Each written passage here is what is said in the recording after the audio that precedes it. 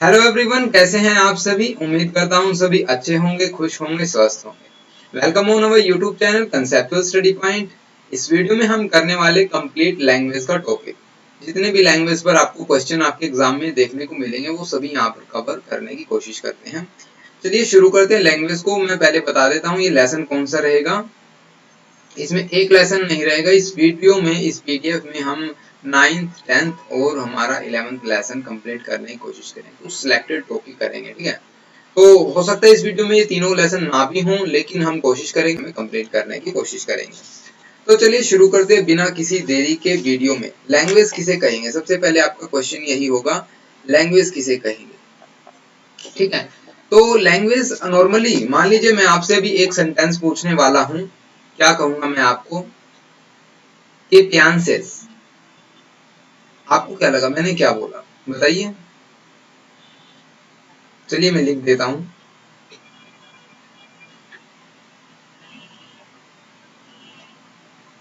मैंने यहाँ पर राइट डाउन किया है।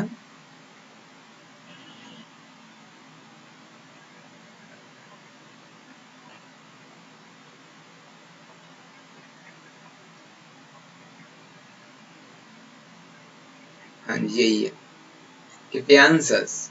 अब ये लैंग्वेज कौन सी है, आपके माइंड में भी आया होगा, शायद आया हो, शायद ना भी आया हो कि ये क्या बोल दिया भैया, है ना। तो ये है स्पेनिश लैंग्वेज। इसका इंग्लिश में मीनिंग होगा हमारा, व्हाट यू थिंक। और हिंदी में तुम्हारा क्या विचार है। अब हो सकता है हिंदी मीडियम वाले जो बच्चे हैं वो ये सोचे कि ये क्या बकवास बोल दिया, है ना, कि अपियंसेस। अब इसका कोई मीनिंग नहीं बनता जब तक आपको ये लैंग्वेज ना आती हो। या मैं कहूँ तुम्हारा क्या विचार है, तो इंग्लिश मीडियम वाले सोचेंगे, लेकिन वो हाँ ये सोचकर समझने की कोशिश करते हैं। हिंदी मीडियम वाले भी कई स्टूडेंट्स ऐसे होते हैं जो इंग्लिश को सोचने की, मतलब सुनकर समझने की कोशिश करते हैं, ठीक है। तो ऐसे हमने तीन लैंग्वेजेस यहाँ पे लिख दी, स्पेनिश, इंग्लिश एंड हिंदी। तो इनका क्या मतलब हुआ, लैंग्वेज में जो इम्पोर्टेंट क्या है, लैंग्वेज में ये इम्पोर्टेंट कि हम जो कम्युनिकेट करते हैं तो बेसिक है लैंग्वेज। जो हमारा आधार है लैंग्वेज है, बेस है लैंग्वेज है। बिना विदाउट एक पर्टिकुलर लैंग्वेज जो मुझे आती हो और आपको भी आती हो सकता है आपको आती हो 12 लैंग्वेज, ठीक है।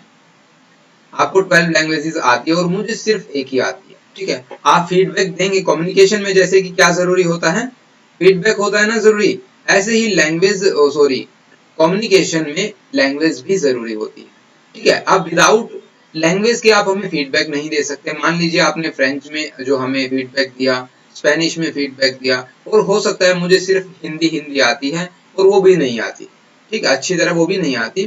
तो ये समझ लीजिए, तो मैं उसको समझ नहीं पाऊंगा, मुझे गूगल करना होगा, पता नहीं क्या क्या करना होगा, फिर मैं आपकी बात को समझूंगा। तो लैंग्वेज यहाँ पर क्या है, transfer of thoughts by the help of sounds, symbols, tones in order to allow people communicate with each other according to cognitive psychologist. Language हमारा आधार है जिससे हम एक दूसरे से कम्युनिकेट करते हैं। आदान प्रदान किसका करते हैं, थॉट्स का, सिंबल्स का, टोन्स का। इनके थ्रू हम एक दूसरे को समझ पाते हैं। तो ये था लैंग्वेज। लैंग्वेज को आप ऐसे डिफाइन कर सकते हैं, ओके। अब हम चलते हैं structure of language. Direct question भी बन सकता है, आपको देखने को मिल सकता है क्या, स्ट्रक्चर ऑफ लैंग्वेज। अब एक बात को, जैसे कि यहाँ पर आप ये भी आ सकता है question, building blocks of language. अब इन सभी को डिफाइन करने के लिए आपको समझने होंगे ये सभी चीजें। सबसे पहले हमने लिखी है यहाँ पर फोनोलॉजी। फोनोलॉजी से क्या मतलब, साउंड, फोनोलॉजी है ना, sound. Morphology second term, lexical third, syntax fourth, semantics 5 और 6 हमारी प्रैग्मेटिक्स। ये 6 टर्म समझेंगे जिससे हमें स्ट्रक्चर ऑफ लैंग्वेज का जो समझ आ जाएगी और हम बिल्डिंग ब्लॉक्स को भी समझ जाएंगे। अब बिल्डिंग ब्लॉक से क्या तात्पर्य हुआ, क्या मीनिंग हुआ इस बिल्डिंग ब्लॉक्स का। क्या होता है जब भी हम बिल्डिंग्स बनाते हैं, कुछ भी, कितनी भी बड़ी बिल्डिंग बनाइए, उसमें ना ईंटें लगती है ना, ब्रिक्स। ईंटें लगती है, ईंटें लगने के बाद मतलब वो ढांचा खड़ा हो जाता है, पिलर्स ईंट ऐसे ऐसे करके, यूं समझ लो। तो ये क्या है, छोटे छोटे क्या है ब्लॉक्स होते हैं, जैसे कि रोड ब्लॉक होते हैं, रोड्स को बनाने में ब्लॉक्स का यूज होता है ना, तो सीमेंटेड ब्लॉक्स होते हैं। ऐसे बिल्डिंग ब्लॉक्स इसलिए कहा गया क्योंकि बिल्डिंग को बनाने के लिए शुरू से ही ब्लॉक्स की जरूरत होती है, प्राचीन काल से ही, ठीक है, एंशियंट टाइम से ही। लेकिन रोड्स को अलग अलग टेक्निक से बनाया जा सकता है, लेकिन बिल्डिंग ब्लॉक्स ही कहा गया क्योंकि लैंग्वेज को बनाने के लिए जो छोटी छोटी यूनिट्स हैं उनको जब हम कंबाइन करते हैं तब हम एक लैंग्वेज को बना पाते हैं। तो ऐसे हम समझेंगे लैंग्वेज को। तो सबसे पहले बात करते हैं हम फोनोलॉजी की। फोनोलॉजी किसे कहेंगे? The smallest unit in a language that are experienced as different sound by its native speakers. जो छोटे से छोटा साउंड जो होता है ना उसको हम फोनोलॉजी कहेंगे। जैसे कि कुछ वोवल्स हो गए, कुछ कॉन्सोनेंट्स हो गए हमारे ए ई आई ओ यू, ठीक है, ये सभी क्या है छोटे से छोटे साउंड्स है जो कि हम यूज करते हैं, बेस है, आधार है, ठीक है, फोनोलॉजी के अंदर। मॉर्फोलॉजी के अंदर क्या कहेंगे हम, क्या है ये morphology? Smallest meaningful unit of a language. अब वहां पर क्या है छोटे से छोटी यूनिट जिसका हम उच्चारण करते हैं, साउंड जो साउंड प्रोड्यूस करते हैं, यहाँ पर है मीनिंगफुल, छोटी से छोटी मीनिंगफुल। अब हो सकता है उस साउंड का मीनिंग हो या ना हो फोनेम्स के अंदर, जो फोनोलॉजी के अंदर है, ठीक है, लेकिन मॉर्फोलॉजी के अंदर क्या होगा, मीनिंगफुल यूनिट होगी हमारी लैंग्वेज की। जैसे कि रिप्लेसमेंट है, इसके अंदर 3 मॉर्फिम्स है, री, प्लेस एंड मेंट। अब तीनों मीनिंगफुल है, ठीक है। इंग्लिश लैंग्वेज के अंदर क्या होता है, हम क्या करेंगे, कई बार हम क्या करते हैं कंप्लीट वर्ड्स को भी मॉर्फिम्स कंसीडर करते हैं, ठीक है। प्रीफिक्स हो गए, सफिक्स हो गए या वर्ड स्टेम हो गई, ये सभी हम ये भी कह सकते हैं कि एक वर्ड है ना वो एक से ज्यादा या दो से ज्यादा नहीं, एक से ज्यादा सीख रहेगा, एक से ज्यादा मॉर्फिम्स के साथ कॉम्बिनेशन से बनता है, ठीक है। नेक्स्ट आता है हमारे पास लेक्सिकल। अब लेक्सिकल किसे कहेंगे? जैसे कि ये है इंडिविजुअल वर्ड्स। अब उन छोटी छोटी यूनिट्स को जो मिलाकर एक वर्ड बना दिया गया है जिसको हम लेक्सिकल कहेंगे। हम ये कह सकते हैं इसको हम एडजेक्टिव की तरह यूज करेंगे, जिससे हमें जो एक कुछ शब्दों को एक वर्ड में डिफाइन करने की कोशिश करते हैं उसे हम लेक्सिकल कह देते हैं। Word is a unit of language that native speaker can identify, जिससे बोलने वाला समझ जाए, आइडेंटिफाई कर पाए उन शब्दों को। अब देखिए कुछ लेक्सिकल्स है, अब मैंने बताया उन मॉर्फिम्स के कॉम्बिनेशन से बनता है। मॉर्फिम्स यहाँ पर कौन कौन से हो सकते हैं? सिंगल मॉर्फिम्स भी हो सकते हैं और मल्टी मॉर्फिम्स भी हो सकते हैं। जैसे मल्टी मॉर्फिम्स में आ गया है डिसलाइक, सिंगल में ए और आई, ये इनके एग्जांपल्स हो जाते हैं। अब बात करते हैं सिंटैक्स की। सिंटैक्स किसे कहेंगे? देखिए सिंटैक्स आपने ये सोचा होगा कि सोचा नहीं होगा, असल में हम ये कह सकते हैं कि आप जब भी कोई शब्दों को कॉम्बाइन करते हैं, अब हमने वर्ड्स बनाए सबसे पहले, छोटे साउंड से हमने क्या किया, एक मीनिंगफुल यूनिट्स बनाई, यूनिट से फिर हमने शब्द बनाया, अब शब्द से हम क्या बनाएंगे, सेंटेंस बनाएंगे, वर्ड से सेंटेंस पर आ गए, सेंटेंस और फ्राजेस। लेकिन सेंटेंस बनाने के लिए कुछ रूल्स होते हैं, रेगुलेशंस होती है, ताकि हम उनको अच्छी तरह प्रोनाउंशिएट कर पाए और रिसीवर अच्छी तरह समझ जाए, ठीक है, उन रूल्स को फॉलो करते हुए। तो सिंटैक्स क्या है? वो प्रोसेस है by which words are combined together to form phrases and sentences। अब ये बताइए ये वाला सेंटेंस सही है या ये वाला सेंटेंस सही है? Read the book, read book the, ये आप कमेंट में बताइएगा, ठीक है। अब ये सिंटैक्स है, आई होप आप समझ रहे होंगे। मैं जैसे जैसे एग्जांपल्स दे रहा हूँ मेरे हिसाब से आपको समझ में आना चाहिए, क्योंकि बेसिक एग्जांपल्स है, ठीक है। और मैं कई बार कह चुका हूँ कि ये वीडियोस उन्हीं स्टूडेंट्स के लिए ज्यादा हेल्पफुल रहेंगी जिन्होंने साइकोलॉजी कभी पढ़ी नहीं है, उनके लिए एक बेस है, एक इन्फॉर्मेशन। अब इनको पहले ही आती हो सकता है उनको इन्फॉर्मेशन पहले, ये एग्जांपल्स भी आप आज लेंगे उसमें, ठीक है, लैंग्वेज एक्विजिशंस में लेंगे, ठीक है, नहीं फंक्शन ऑफ लैंग्वेज में लेंगे। तो अब आता है हमारे पास सिमेंटिक। देखिए सिमेंटिक किसे कहेंगे? सिमेंटिक्स कहेंगे मीनिंग्स को। जब हम उन शब्दों, अब जो हमने सेंटेंस बनाए, सबसे पहले हमने क्या किया, साउंड प्रोड्यूस किया, साउंड से हमने क्या किया,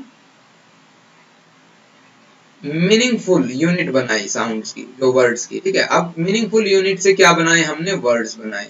अब वर्ड से हमने क्या बनाए, सेंटेंसेस बनाए, ठीक है। अब सेंटेंसेस के पीछे का मीनिंग क्या है, वो सिमेंटिक्स कहलाता है, which help us to understand the meaning behind the language।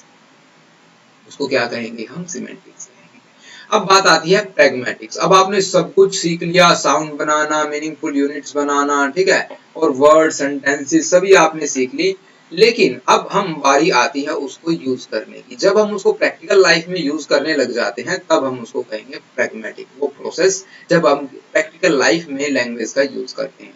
जैसे कि एग्जांपल हमने यहाँ पे राइट डाउन किया हुआ है कि आपसे किसी ने पूछा, do you want potato chips, do you want cold drink, do you want Coke, do you want Pepsi. ठीक है, ये अलग अलग क्वेश्चंस है, आप पे डिपेंड करता है आप कौन सा पिक करते हैं। मैंने पिक किया do you want potato chips. अब आंसर देने वाला क्या कह सकता है, यस एंड नो।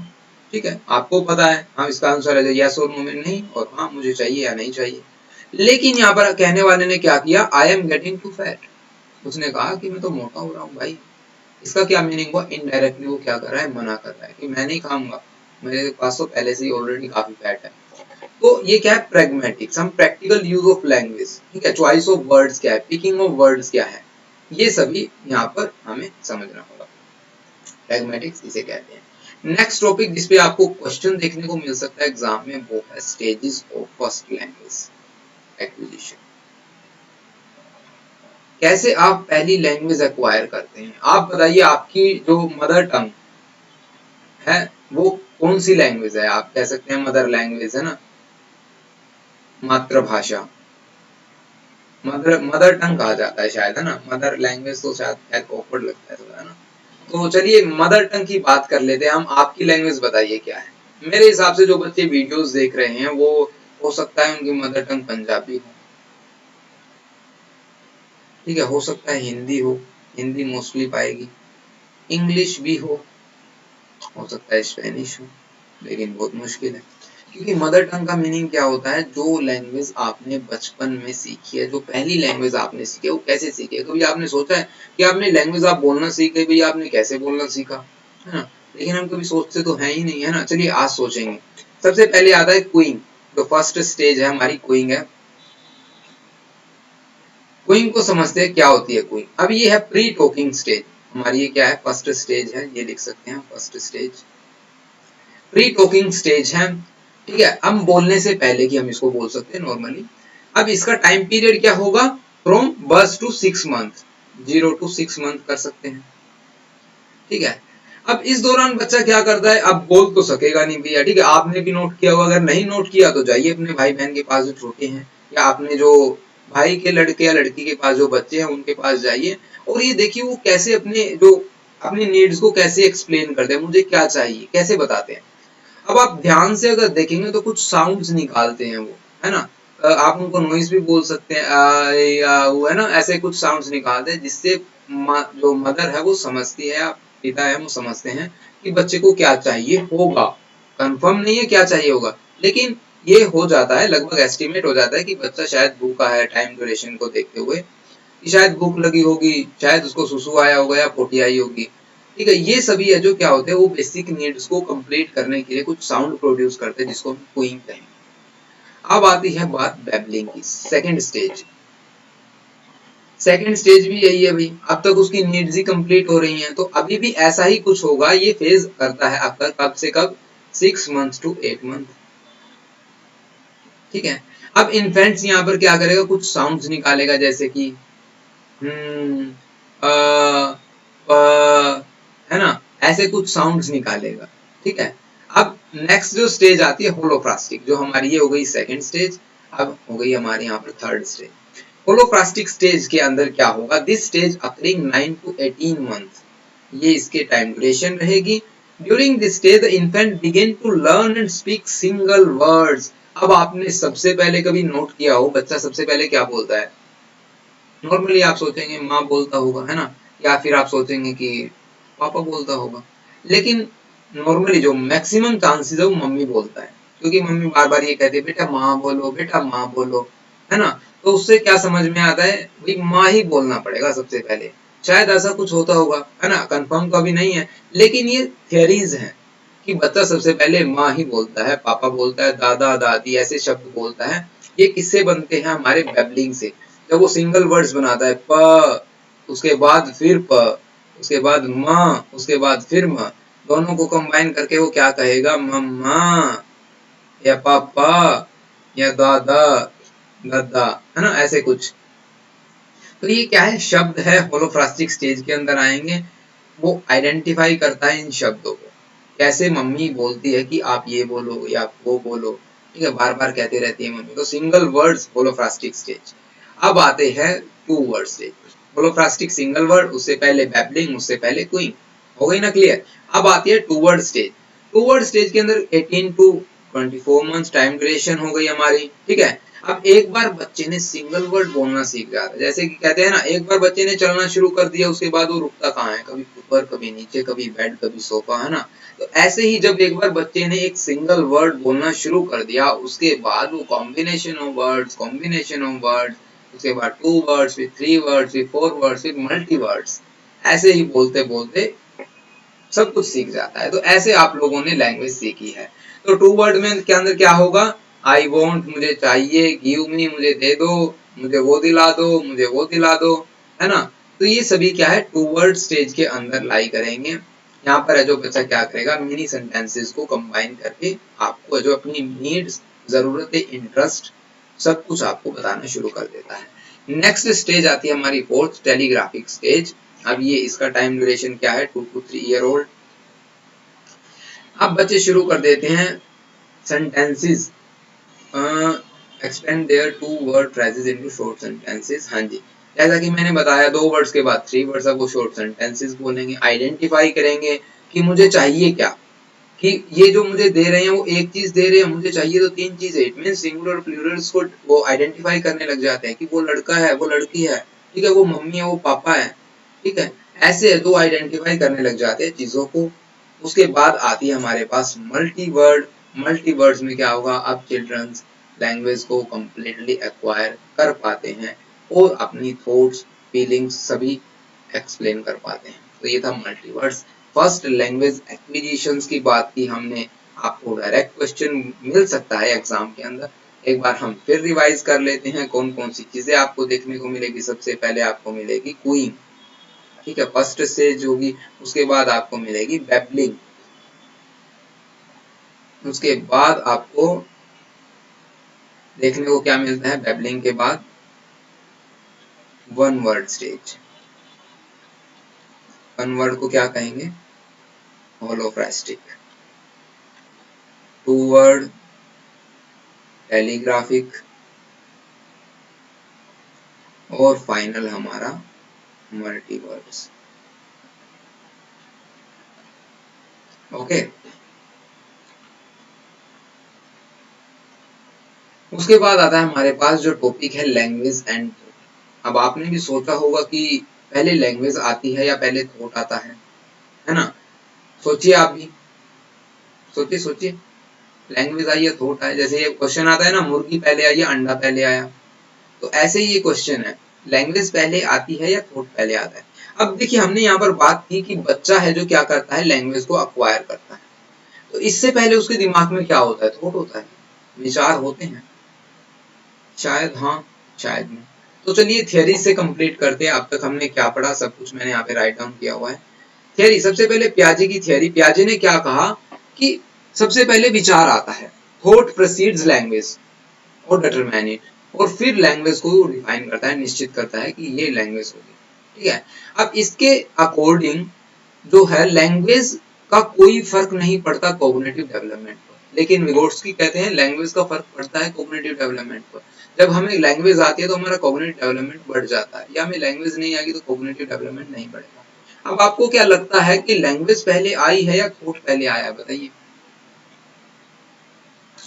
अब देखिए, प्याजे ने क्या कहा कि ईगोसेंट्रिक स्टेज के बारे में इन्होंने बात की, कि जब बच्चा खुद से बात करता है ना, उसको ईगोसेंट्रिक बोला जाता है, ठीक है, अकॉर्डिंग टू हिम ईगोसेंट्रिक बोलेंगे। अब इन्होंने कहा कि लैंग्वेज बाद में आती है, थॉट पहले आता है, लेकिन विगोट्स्की ने क्या कहा कि लैंग्वेज एंड थॉट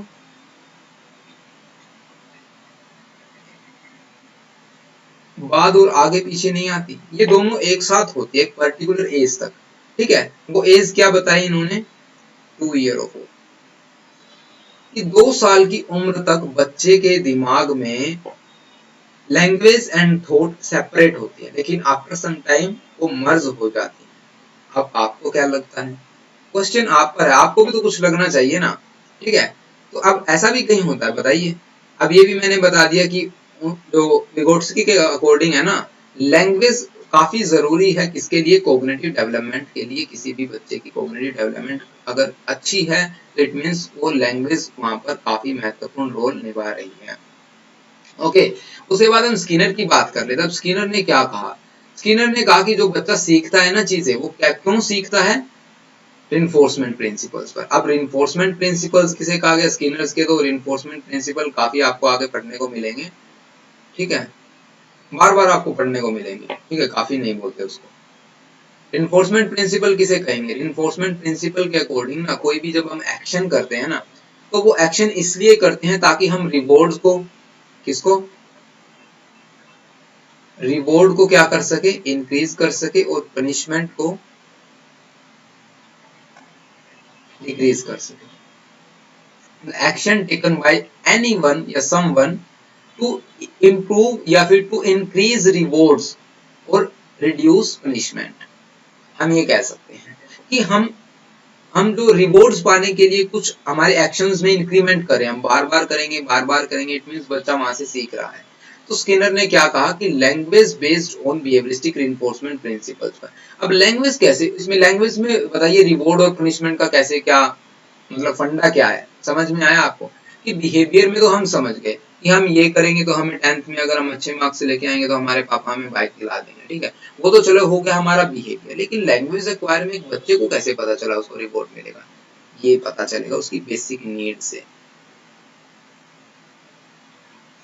मान लीजिए अब बच्चा मम्मा मम्मा बोल रहा है ना, तो मम्मा मम्मा बोलेगा तो क्या होगा, मम्मी सुनेगी, वो देखेगी कि बच्चे को क्या चाहिए, मम्मी फिर ऐसे करेगी, सोना तुझे खाना चाहिए, पानी चाहिए, दूध चाहिए, है ना, ऐसे बोलते हैं मम्मी। तो उसके क्या फर्क पड़ रहा है, उसकी बेसिक नीड्स को कंप्लीट हो रहा है। जब वो बेसिक नीड्स कंप्लीट हो रही है इट मींस उसको रिवॉर्ड है, वही उसके लिए रिवॉर्ड है। अगर उसकी बेसिक नीड्स कंप्लीट नहीं हो रही तो इट मींस उसको पनिशमेंट मिल रही है। तो ये है स्किनर की थ्योरी कि वो लैंग्वेज ना सीखता है रिइंफोर्समेंट प्रिंसिपल्स पर। अब आते हैं नोम कॉम्स्की ने। नोम कॉम्स्की ने क्या कहा, देखिए नोम कॉम्स्की ने क्या कहा, उन्होंने 3 टर्म दी, एलएडी, यूजी एंड जीजी, ठीक है। LAD means language acquisition device, GG means grammar, क्या था, एक second, GG means generative grammar, UG means universal grammar यहाँ पर, ठीक है। अब ये एलएडी का मीनिंग क्या है, नोम कॉम्स्की ने तो कमाल ही कर दिया। उन्होंने क्या कहा पता है, उन्होंने कहा कि हमारे अंदर ना इनेट कैपेसिटी होती है कि हम लैंग्वेज को सीख जाते हैं, हमें कुछ भी करने की जरूरत नहीं होती, हम लैंग्वेज को अपने आप एक्वायर कर लेंगे। अब आपको क्या लगता है ऐसा होता है? अगर ऐसा होता तो आप ये बताइए, जो मोगली वाली फिल्म होती है ना, जंगल वाली, उसमें वो आपने देखा होगा जो वो पर्सन होता है वो सिर्फ आ उ ई करता है, मतलब जब वो शहर में आता है तो सिर्फ उसको बोलना आता ही नहीं, वो धीरे धीरे धीरे धीरे उसको डंडे की भाषा जो जंगल में जू में होती है ना कि भी आप बैठ जाइए या फिर यूं करके खड़े हो जाइए, इस तरह वो उसको समझ आती थी। लेकिन वो आम भाषा अपने वाली जो हम बोलते हैं, कम्युनिकेट करते हैं, वो नहीं कम्युनिकेट नहीं कर पाता था। लेकिन वो कम्युनिकेट किससे कर पाता था, जंगल में मतलब जानवरों से कर पाता था। तो इससे उनकी थियरी, मुझे तो लगता नहीं ऐसा कुछ होता हो कि हमारे अंदर इननेट कोई डिवाइस है। उन्होंने कहा है ये बात कि हमारे अंदर एक इननेट लैंग्वेज डिवाइस है जो जिससे कि हमें लैंग्वेज अपने आप आ जाती है, हमें कुछ भी करने की जरूरत नहीं होती। चलिए पढ़ते हैं। Children have an innate capacity to language acquisition, उनके अंदर ना इनेट कैपेसिटी होती है लैंग्वेज को एक्वायर करने की। Can discover the grammar of their language according to their own inborn grammar. We can say children do not learn a new language but naturally acquire it.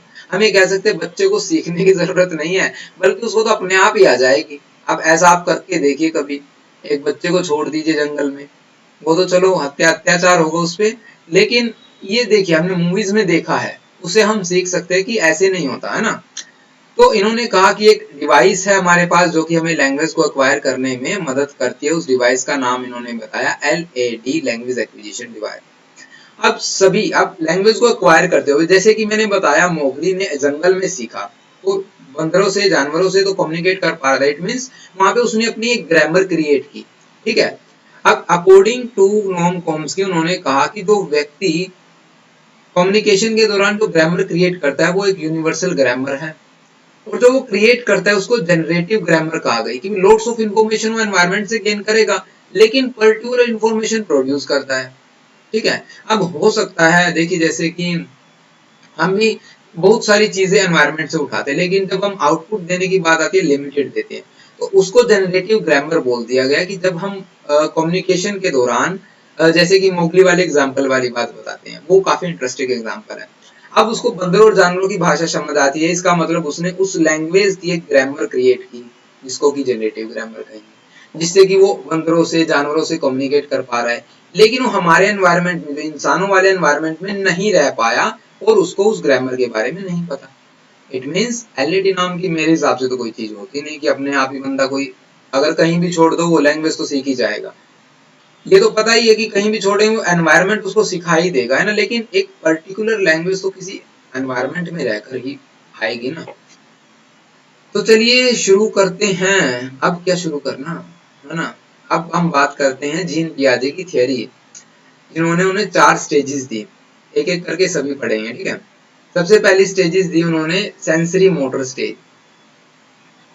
अब sensory motor stage नाम में ही senses है, birth to 2 year time duration यहाँ पे पता लग जाती है।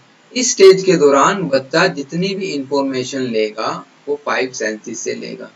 ठीक है, अब मैनिपुलेट नहीं कर सकता चीजों को, ठीक है, लेकिन वो इंफॉर्मेशन लेगा। Manipulate object, knowledge is limited, behaviour is limited. Means यहाँ पर बिहेवियर भी उसका लिमिटेड होगा। मान लीजिए जैसे कि बच्चे को 2 साल तक है जो क्या चाहिए होता है, खाना, पीने के लिए पानी या दूध, उसके जो मतलब रिक्वायरमेंट्स, कपड़े, खेलना, हंसी, हवा, मतलब गर्मी ना लगे या फिर ज्यादा ठंड ना लगे, इस तरह की सभी चीजें जो रिक्वायर होती है। बीमार पड़ने पर रोने लग जाता है, तो मतलब उसकी नॉलेज भी लिमिटेड होगी क्योंकि वो 5 सेंसेस से लेगा, और बिहेवियर भी लिमिटेड होगा। प्री ऑपरेशनल स्टेज के अंदर क्या होता है, 2 से 7 साल तक की उम्र में अब बच्चा है जो सीखना शुरू हो जाता है, लैंग्वेज उसको पता लगने लग जाती है, भाई अच्छा ऐसा करने पर कुछ ऐसा रिस्पॉन्स मिलेगा। ठीक है, लेकिन अब वो कुछ ना लॉजिक नहीं दे पाता, मतलब सामने वाले के पॉइंट ऑफ व्यू को नहीं समझ पाएगा। अब आप ये कहेंगे क्योंकि मम्मी नहीं, आपकी मम्मी आपको बोलेंगे कि बच्चा ये ऐसा नहीं करना, 5 साल 6 साल के बच्चे को, वो कहेगा मम्मी क्यों नहीं करना, मुझे तो करना है, लेकिन वो उसके पीछे की बात का मीनिंग नहीं समझ पाता है। नहीं, बात का मीनिंग अगर वो समझे तो वो ये समझ जाएगा कि हाँ ये मेरे लिए अच्छा होगा, ये मेरे लिए बुरा होगा। तो इसलिए प्री ऑपरेशनल स्टेज में जो क्या होता है, बच्चा children not yet understand the concrete logics, cannot mentally manipulation information and are unable to take point of view of others, दूसरों के पॉइंट ऑफ व्यू को नहीं समझ पाता। लेकिन concrete operational stage 7 to 11 year old बच्चा क्या करेगा, वो इन चीजों को समझ जाता है। वो ये समझता है हाँ हमारे पास पैसे नहीं है इसलिए मम्मी ने ये जो मेरे को टॉय नहीं दिलाया, या हमें ज्यादा जो एक्सपेंसेस नहीं करने चाहिए। तो इससे अब वो क्या करेगा, लॉजिक लगाना शुरू कर देता है। लेकिन फॉर्मल ऑपरेशनल स्टेज में वो क्या करेगा, तो हम पैसे कमा कैसे सकते हैं, कोई तो रास्ता होगा ना। वो सोचना शुरू करता है, एब्स्ट्रैक्ट कॉन्सेप्ट्स के बारे में सोचना शुरू कर देता है। Skills such as logical thoughts, deductive reasoning, systematic planning and also emerge during this stage. ये सभी है जो फॉर्मल ऑपरेशनल स्टेज में आती है। अब इस पे क्वेश्चन शायद है आपको देखने को मिले, क्योंकि ये ना थियरी आगे फिर आएगी आपकी, वहां पर ब्रीफली थोड़ा और हम आपको एक्सप्लेन करके समझाएंगे। अभी के लिए इतना काफी है।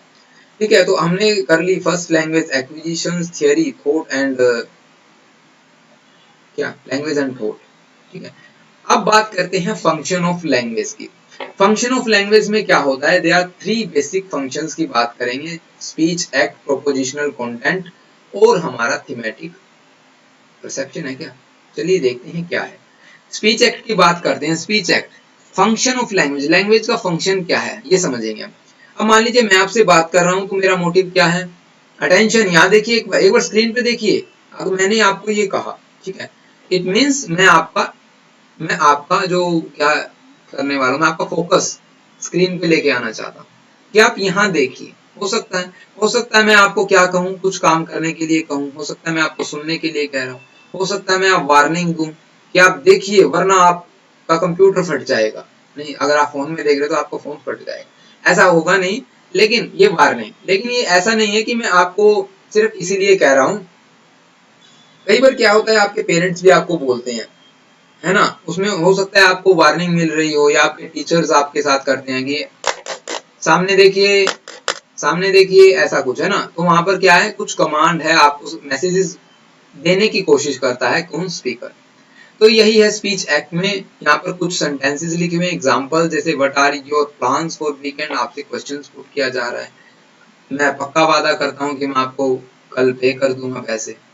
तो ये सभी है जो स्पीच एक्ट के अंदर आते हैं। नेक्स्ट आता है प्रोपोजिशनल कंटेंट। अब आप स्पीच एक्ट तो कर रहे हैं, लेकिन शब्दों का चयन आप कैसे अपनी बात को रखेंगे, ये काफी इंपॉर्टेंट है। तो ये सेकंड एलिमेंट हमारे कम्युनिकेशन के दौरान। In communication speaker want to convey certain ideas. जब भी मैं देखिए, जब भी मैं आपसे बात कर रहा हूँ, एक नया कॉन्सेप्ट समझा रहा हूँ, तो मैं क्या कर रहा हूँ, आप तक कुछ मैसेजेस पहुंचाने की कोशिश कर रहा हूँ ना।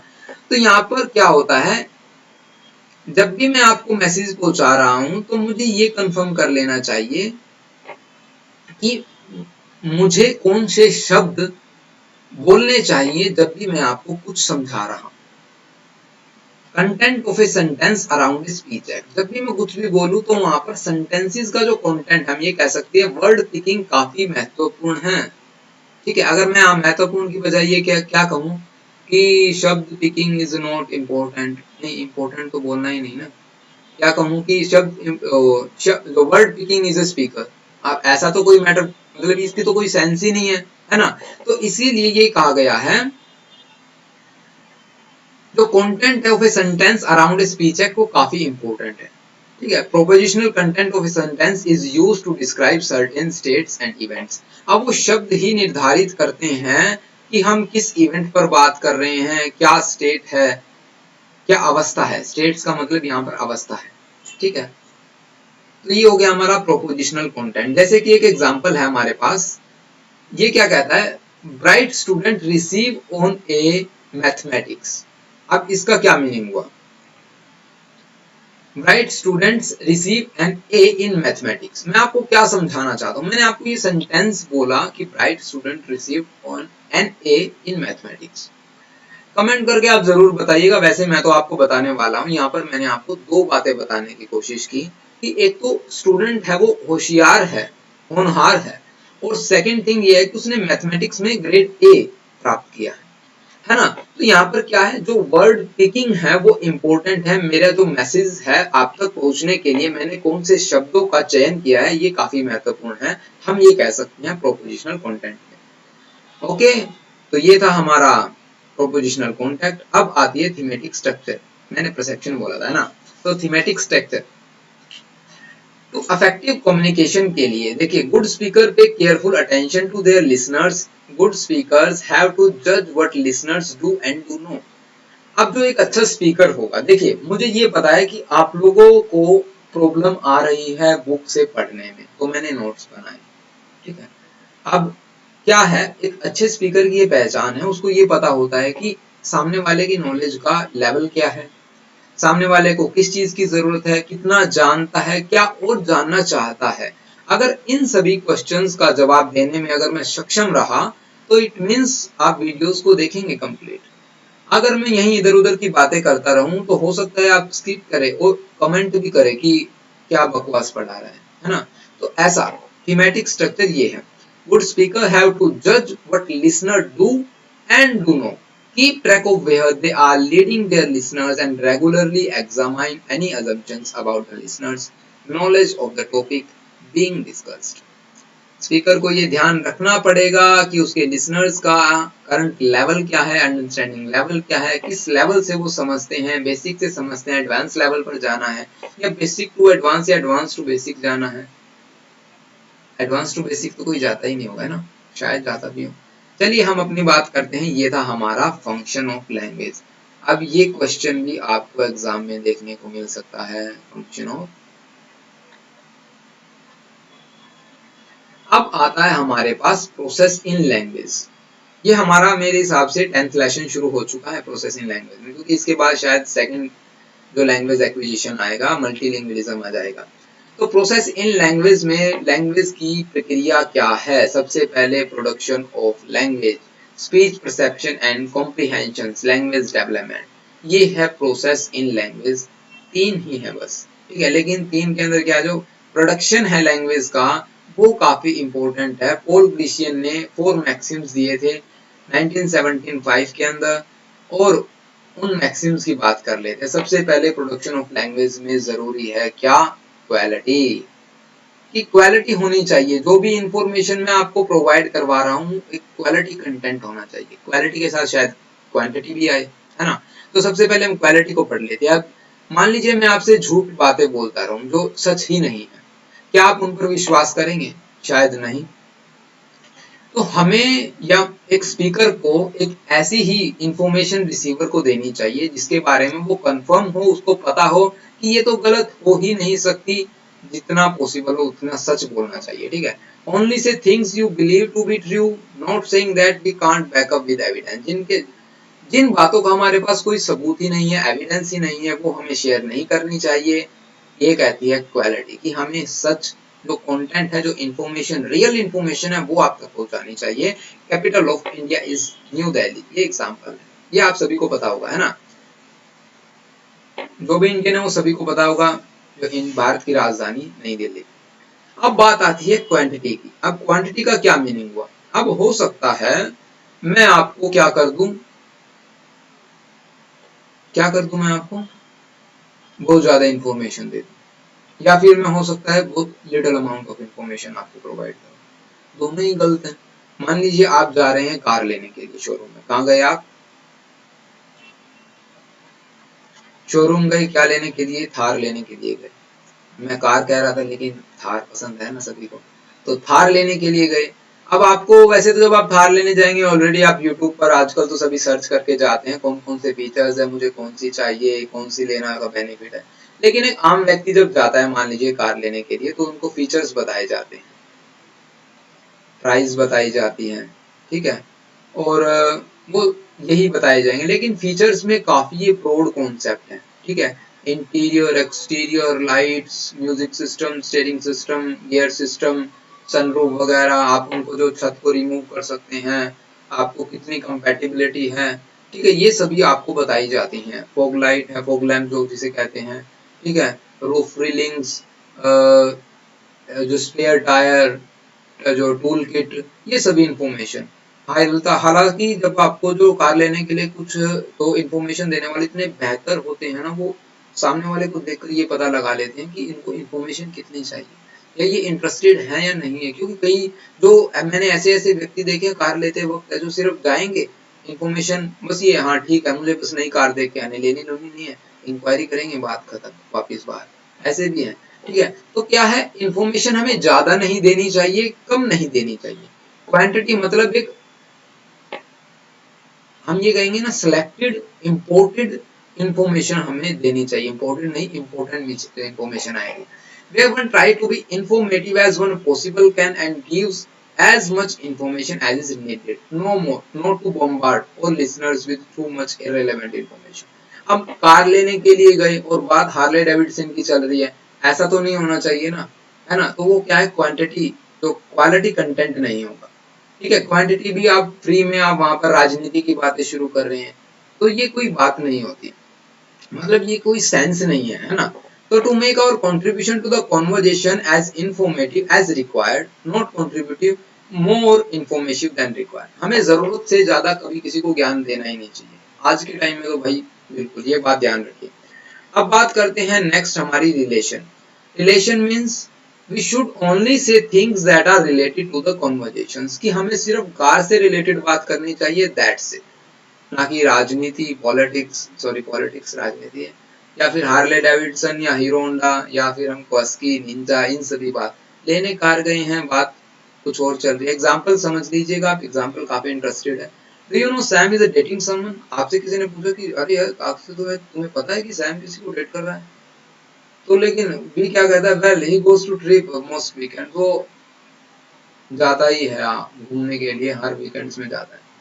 तो ये इररिलेवेंट इंफॉर्मेशन है। अभी बात क्या चल रही है यार, ये तो देखो आप रिस्पॉन्स क्या दे रहे हैं, दूसरा बंदा क्या बात बीच में घुसाए जा रहा है, आपको भी देखना चाहिए ना। रिलेशन बीच में जो क्या उनके बीच में रिलेशन बन रही है दो चीजों के बीच में, manner, we should avoid using big और ओवरली कॉम्प्लेक्स वर्ड, ठीक है।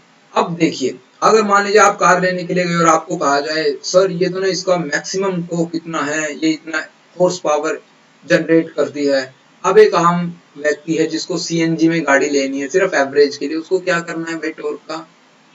सीधी सी बात है ना, आप सिंपल बताइए, पावरफुल इंजन है, आप अगर यहाँ पर लेकर जाएंगे तो आपको प्रॉब्लम नहीं होगी, सीएनजी आपका यूज क्या है गाड़ी का। लेकिन आप बकवास पे ले जा रहे हैं, ऐसे कॉम्प्लेक्सेस वर्ड यूज कर रहे हैं जिसको उन्हें पता ही नहीं है ना। तो वो क्या है, मैनर होना चाहिए, अवॉइड करनी चाहिए हमें ambiguity, obscurity, be brief and orderly, try and be as clear as possible, जितनी हो सके सीधी बात, नो बकवास, हम सिंपल ये कह सकते हैं। ओके, तो ये था हमारा पहला प्रोडक्शन ऑफ लैंग्वेज। सेकंड जो है हमारा speech perception. It is the process by which the sound of language are heard, interpreted, or understood. We have the capacity to observe speech and understanding it. Speech perception क्या है, कैसे सामने वाले को receive कर रहे हैं, कैसे हम रिसीव कर रहे हैं इंफॉर्मेशन एनवायरनमेंट से और जो हमारा सेंटर है उससे। लैंग्वेज डेवलपमेंट में क्या आता है, लैंग्वेज की डेवलपमेंट, जैसे कि हमने बताया था अभी, ये काफी इंपॉर्टेंट है।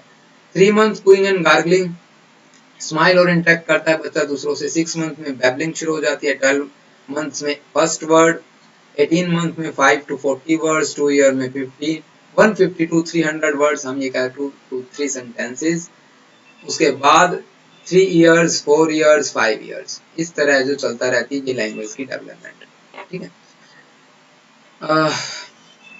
हो गया प्रोसेस इन लैंग्वेज कंप्लीट हो गया, फंक्शन ऑफ लैंग्वेज कंप्लीट हो गया, लैंग्वेज एंड थॉट कंप्लीट हो गया, बहुत सारा कंप्लीट हो गया। अब आ जाती है बात मल्टीलिंगुअलिज्म की। अब मल्टीलिंगुअलिज्म में एक बात चलिए मैं आपसे करता हूं, मैंने आते ही आपको एक बात कही थी, क्या कही थी आपको याद है? वो आपकी क्या चेक करेगी, मेमोरी को। बताइए, मेमोरी भी आगे पढ़ेंगे, हालांकि कुछ पोर्शन हमने मेमोरी का भी पढ़ लिया है। तो अब मैंने एक बात लिखी थी वहां पर कि पियंसेस, या फिर मैं कहूं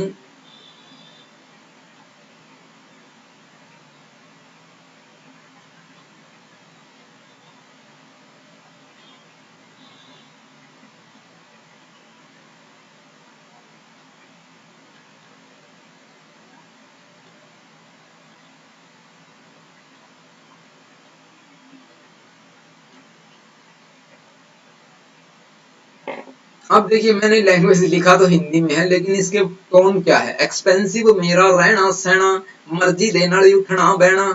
अब इसमें शब्द देखिए कौन कौन से मैंने यूज किए। एक्सपेंसिव जो कि कौन सी लैंग्वेज है, आपको पता लग गया होगा एक्सपेंसिव कौन सी लैंग्वेज है, इंग्लिश। एक्सपेंसिव मेरा रहना सहना, अब रहना सहना है जो ये कौन सी लैंग्वेज है, रहना सहना है पंजाबी। ठीक है, मर्जी देना उठ, अब मर्जी लैंग्वेज ये आप हमें कमेंट में बताएंगे, मर्जी शब्द किस भाषा का है।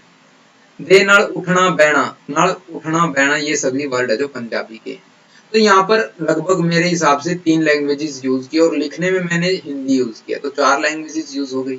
ठीक है, अब ये क्या है, मल्टीलिंगुअलिज्म, यही मैं आपको समझाना चाहता था। मैं आपको यहाँ पर कोई गाना सुनाने नहीं आया हूँ।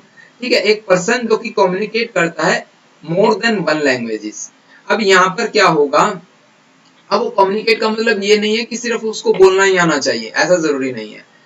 पंजाबी में आपको लिखना भी आना चाहिए, हिंदी में आपको लिखना आना चाहिए, इंग्लिश में आपको लिखना आना चाहिए, या फिर आप लिख सकते हैं लैंग्वेज थ्रू द स्पीकिंग, बोल सकते हैं, लिख सकते हैं, गा सकते हैं, सुन सकते हैं, समझ सकते हैं, परसीव कर सकते हैं और पढ़ भी सकते हैं। ये सभी अलग अलग है। मान लीजिए आप भटिंडा चले जाएं या पंजाब चले जाएं, तो वहां पर आपको बोर्ड्स पर जो रोड साइंस होते हैं उन पर 2 लैंग्वेज दिखेंगी, इंग्लिश और पंजाबी। अब जिसको इंग्लिश भी नहीं आती, पंजाबी भी नहीं आती, उसको काफी प्रॉब्लम हो जाती है। लेकिन आजकल तो गूगल मैप चले हुए हैं साथ के साथ, है ना, वहां पर हम ट्रांसलेट कर लेते हैं। लेकिन ये एक खूबी होनी चाहिए, बच्चों को हमें लैंग्वेज 1-2 और सिखानी चाहिए, है ना। अब जो व्यक्ति एक लैंग्वेज बोलता है वो तो चलो उसको तो हम कहेंगे ही क्या, उसकी तो मदर टंग होगी वो, है ना। अब बाइलिंगुअल 2 लैंग्वेज वाला, ट्राइलिंगुअल 3 लैंग्वेज वाला और 2 और 3 से ज्यादा, जिसको हम कहेंगे पोली मीन्स मैनी और glot means language, polyglot many language जो मल्टीलिंगुअलिज्म, वो राष्ट्र जिसके अंदर एक से ज्यादा भाषाएं बोली जाती हैं, हम ये कह सकते हैं। ठीक है, अब आई होप आप समझ गए होंगे मल्टीलिंगुअलिज्म, इतना अच्छा एग्जांपल दिया यार मैंने। एक्सपेंसिव मेरा रहना सहना, मर्जी देना उठना बहना। आप सर्च कर सकते हैं, गाना सुन सकते हैं, ठीक है।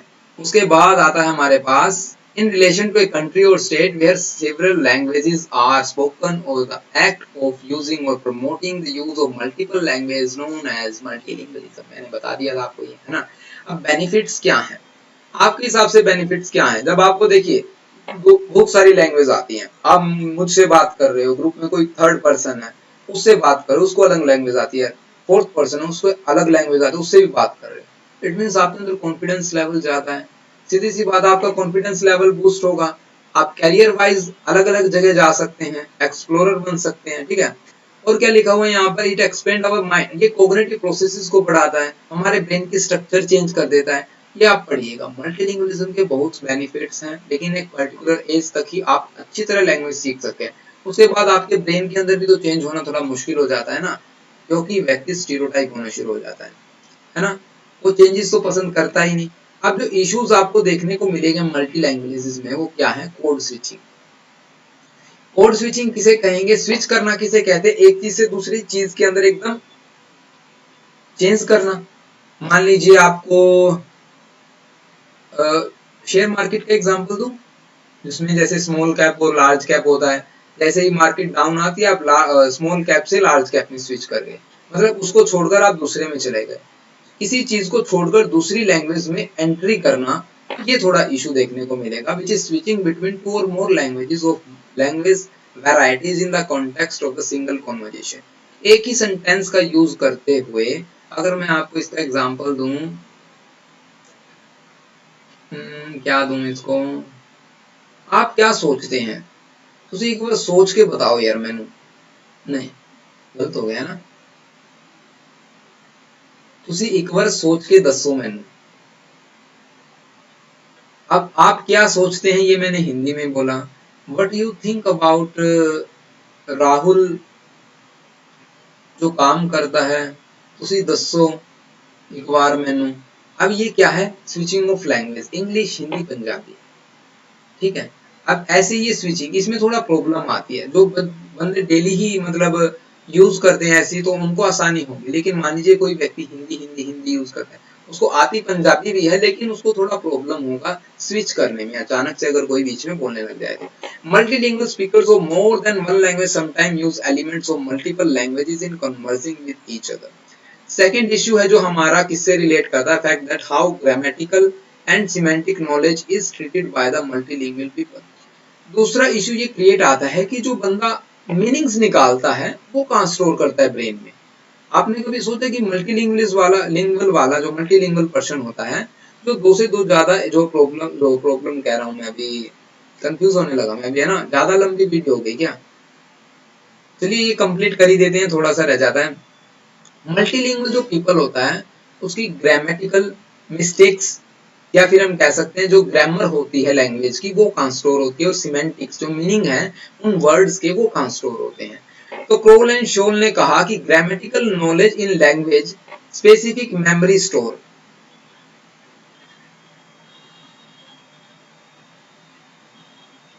लैंग्वेज स्पेसिफिक मेमोरी स्टोर यहां पर स्टोर होगी ग्रामेटिकल नॉलेज, और सिमेंटिक नॉलेज कहाँ होगी? Common conceptual memory store.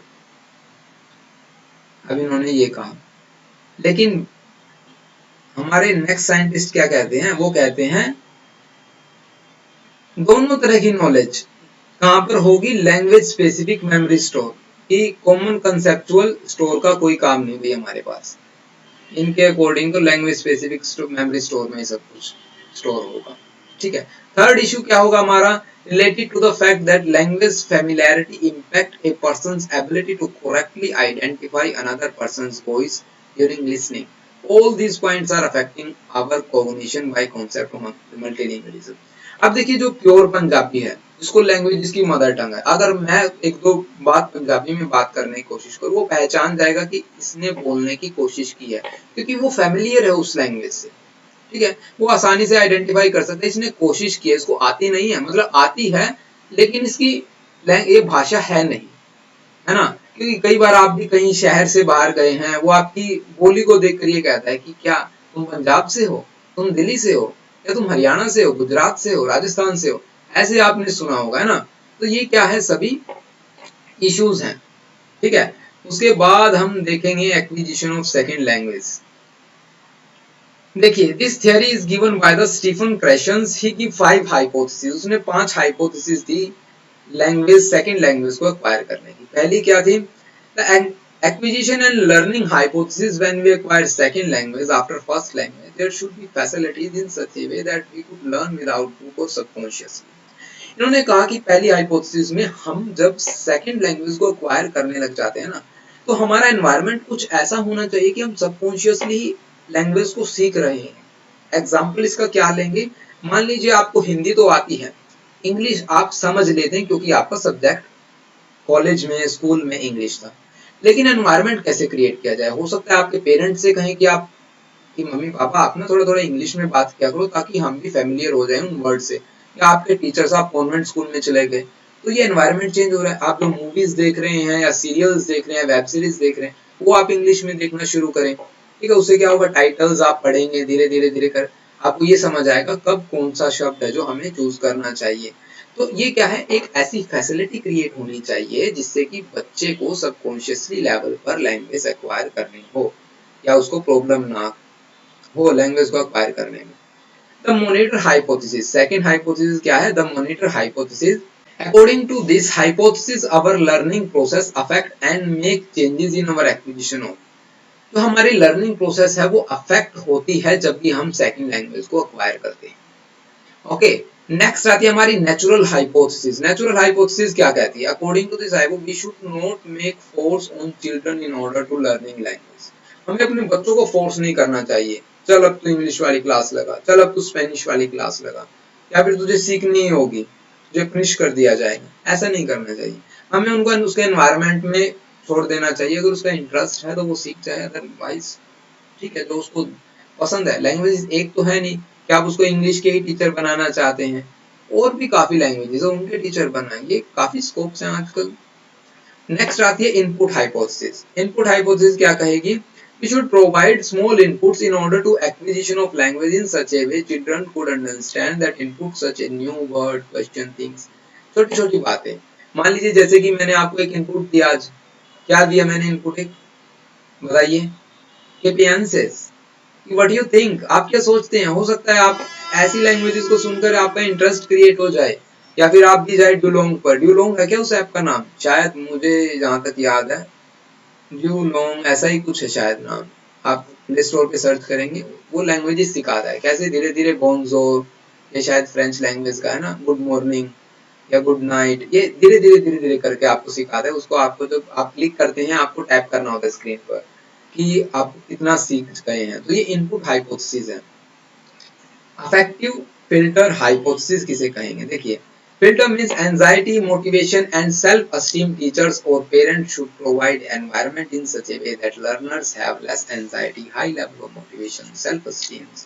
ये सभी हमें बच्चों की, मतलब उसको यार सीधी सी बात है, जैसे कि कल हमने क्या किया था, क्रिएटिविटी किया था। अब बच्चा मान लीजिए क्रिएटिव है, वो सीखना चाहता है नई लैंग्वेज, फ्रेंच, स्पेनिश, कुछ भी नई लैंग्वेज, चाइनीज सीखना चाहता है, तो उसको हमें क्या करना चाहिए, सपोर्ट करना चाहिए, उसको कॉन्फिडेंस जिससे बिल्डअप हो, ठीक है। उसके एंजाइटी लेवल थोड़ा कम, ऐसा नहीं है कि उसने बोला कि पियांसे अबे क्या बोल दिया तूने, ऐसे थोड़ी बोलते हैं। उससे क्या होता है, वो डिमोटिवेट हो जाता है, ठीक है, वो क्रिएटिविटी छोड़ने लग जाता है। लेकिन हमें क्या करना चाहिए, अभी हम पूछते हैं उससे, अरे ये क्या है यार, तुमने ये क्या बोला। तो हमारे एनवायरनमेंट में ऐसे हमें उनको क्या करना चाहिए, मोटिवेट करना चाहिए, हमें उनको बढ़ावा देना चाहिए ताकि वो और क्रिएटिव हो और अपने जितना वो मतलब परफॉर्म कर सकते हैं ना उससे बेहतर करें। तो ये है अफेक्टिव फिल्टर हाइपोथेसिस। अब बात आती है लैंग्वेज एंड कॉग्निशंस की, जो कि हमने टॉपिक शुरुआत में छोड़ दिया। ये आप अपने आप कीजिए, वीडियो काफी लंबी हो गई है ना, तो अब हमने इसके अंदर ना कंप्लीट लैंग्वेज कंप्लीट करने की कोशिश की है। I hope